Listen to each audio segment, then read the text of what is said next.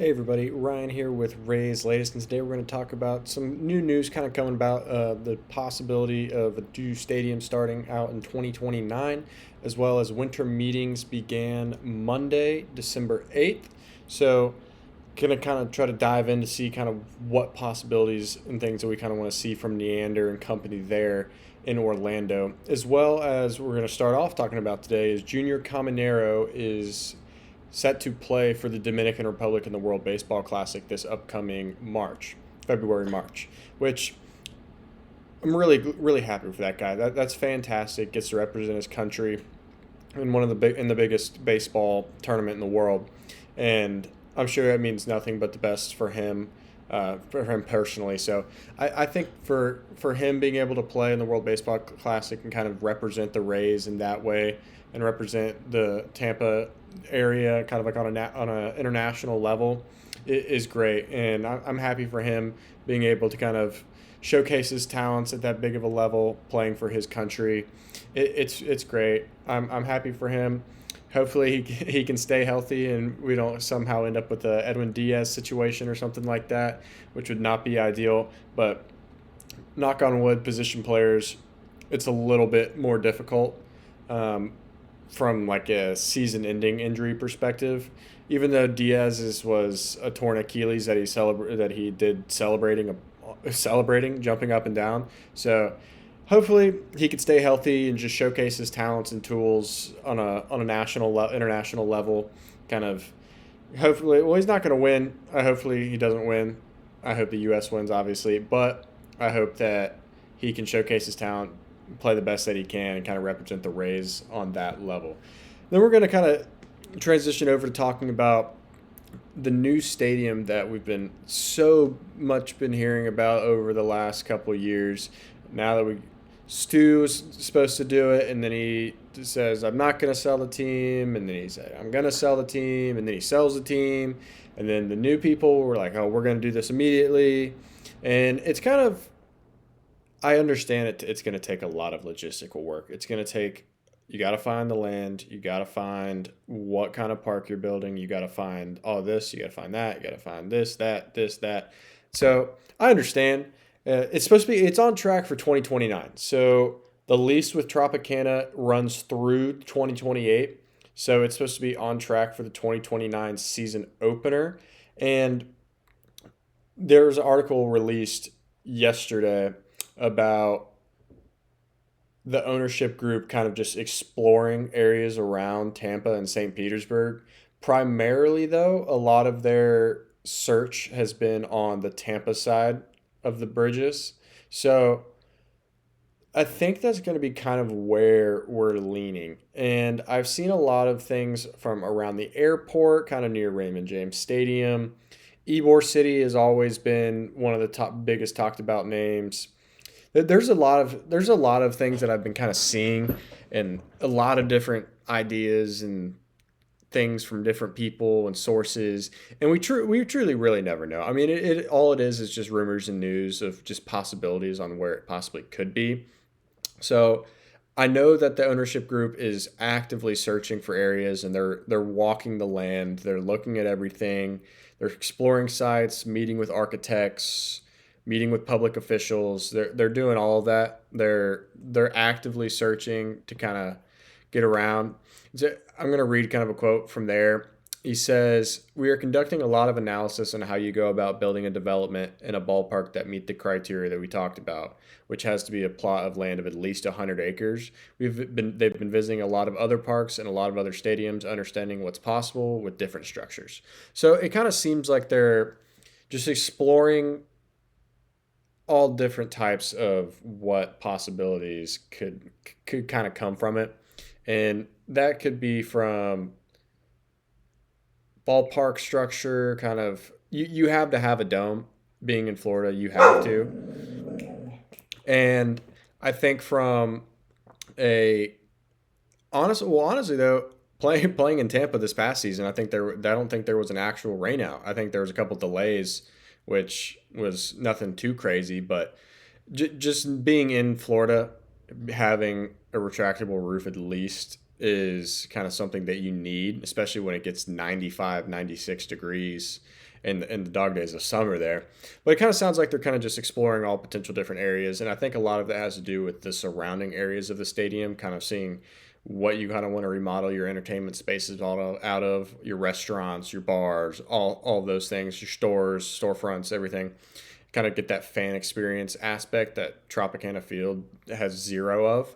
So I think it's one of those things where it's kind of you're trying to make it more of a destination spot for fans rather than just baseball, and that's kind of what Tropicana Field is now. There's nothing there. You can go to Ferg's across the street. That's about it. There's nothing to do anywhere around the stadium. The interstates to the left, and yeah, a couple of hotels and a couple of bars to the right, and that's about it. So I think from that perspective, fan engagement is really kind of what we're looking for and what I think the owners are looking for. So we'll see where they go with that. But as of right now, they are planning on being on track for the start of the 2029 season. So there will be no lease extension with the Trop, and a new stadium should be in store for Tampa Bay Rays in 2029. But we'll see where that goes. I know how everything changes. So we'll see if that's actually ever going to be a possibility. But should know here in the next couple months if and when they're going to start breaking ground on something potentially. So next thing I want to talk about is the winter meetings began Monday. And for those of you that don't know what winter meetings are, it's where all 30 GMs and owners and everybody gets together in one space and they just talk about, I want this, you want that, we should do this, or I want this, I want this, I want this, you want this. It's a great space for trades to happen and for anything and everything under the sun with roster movement and anything like that happens at winter meetings, I would say 95% of the time.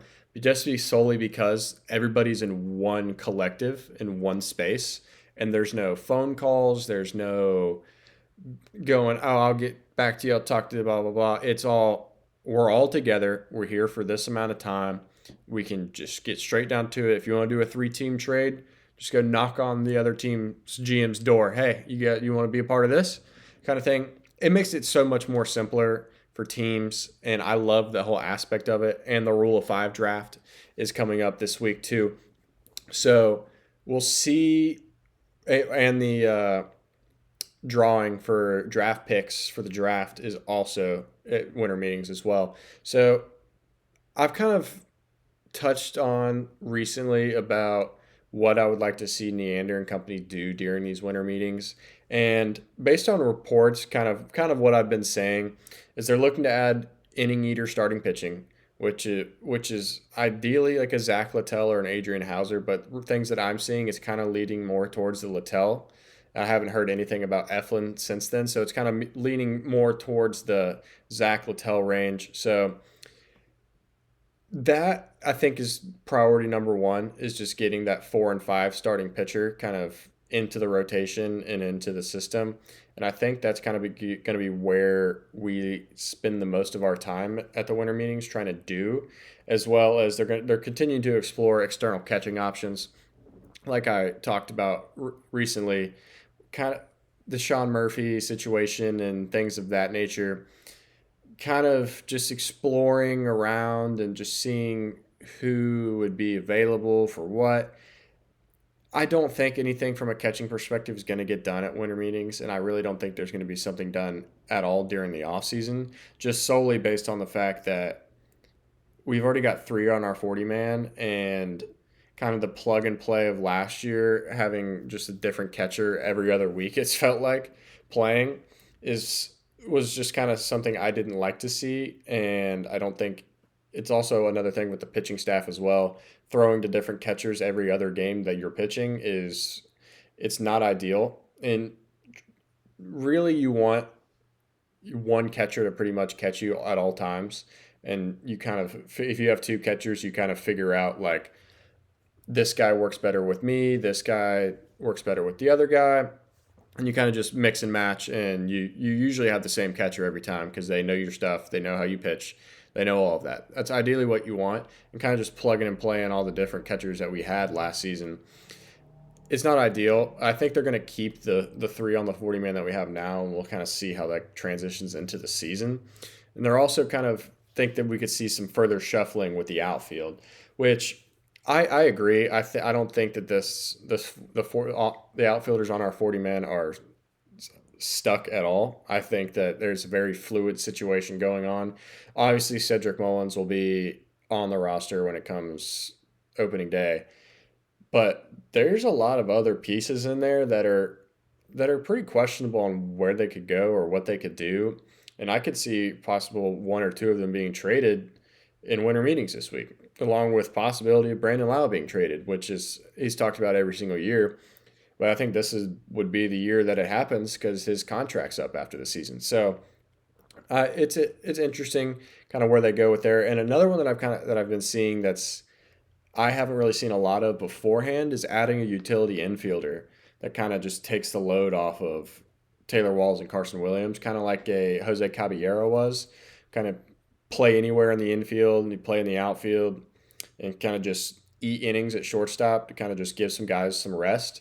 And I think having Williams and Walls at short in the first place, having two shortstops is a pretty good start, and I think you'd be okay with that. But I think with the possibility looming of Brandon Lau possibly leaving, maybe you could see Carson Williams transition over to a second base, or I mean, you can't take Walls off a short defensively wise, but maybe you get a Carson Williams transfer over, maybe a Ketel Marte trade, things of that nature, because we got some pitching and we got some pitching prospects and we've got the guys to get something like that done. And with him being on kind of a pretty decent club friendly deal in Arizona, that could be something that we could kind of possibly dabble in. And I wouldn't be so shocked to possibly see that happen. So I would like if we're going to go utility infielder, I think Ketel Marte would be the guy to go get, and I think just kind of seeing the different things for him and from him, and him being in Tampa recently with Junior Caminero the other day, having a nice little conversation in the locker room. Who knows what they were talking about? Maybe he was giving a little good recruiting pitch. Who knows? But I would like to see that happen. You guys let me know what you guys would like to see happen at winter meetings, and you guys have a great one.